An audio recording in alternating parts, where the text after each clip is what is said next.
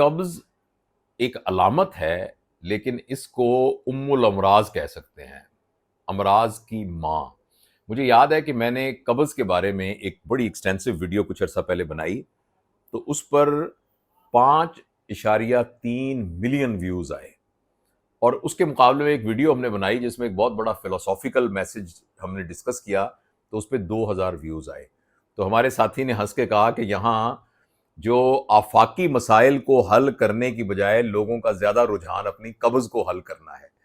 تو بہرحال یہ تو ایک لائٹر ٹون میں تھا، لیکن قبض واقعی ایک ایسی علامت ہے، اور اس کی جتنی بھی وجوہات ہیں ان میں سے جو سب سے اہم وجہ ہے وہ ہمارا کھانے پینے کا نظام درست ہونا۔ ایک سٹڈی ہوئی بڑی ایکسٹینسو، اس سٹڈی میں انہوں نے کہا کہ دنیا میں جتنے بھی کینسر ہیں، چاہے وہ خون کا کینسر ہے، چاہے وہ ٹیسٹیز کا کینسر ہے، بریسٹ کا کینسر ہے، اور کولن کا کینسر تو ہے ہی، ان سب میں انہوں نے ایک چیز کامن دیکھی، دو چیزیں ایکچولی۔ ایک چیز یہ تھی کہ یہ لوگ سٹریس میں زیادہ ہوتے ہیں اسٹیٹسٹیکلی، اور دوسرا ان میں قبض ہوتی ہے۔ تو قبض جو ہے وہ اتنی خطرناک چیز ہے، اسی لیے اس کو ام الامراض اگر کہتے ہیں تو بالکل صحیح کہتے ہیں۔ جو سب سے اہم فیکٹر ہے وہ ہماری خوراک ہے۔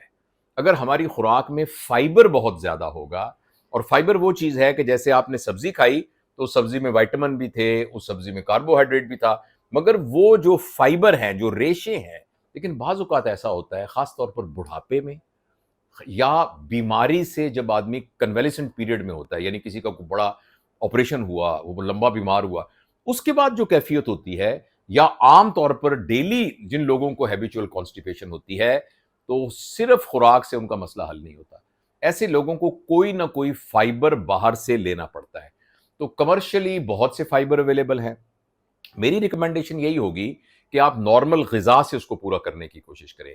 کھیرے کھائیں، تریں کھائیں، ساگ کھائیں، پتے کھائیں، تازہ فریش پھل کھائیں، یہ ساری چیزیں کھائیں، وہ آپ یوز کریں۔ لیکن اگر آپ کو سپلیمنٹ کی ضرورت ہے تو بہت سے سپلیمنٹ یہاں اویلیبل ہیں قبض کے لیے۔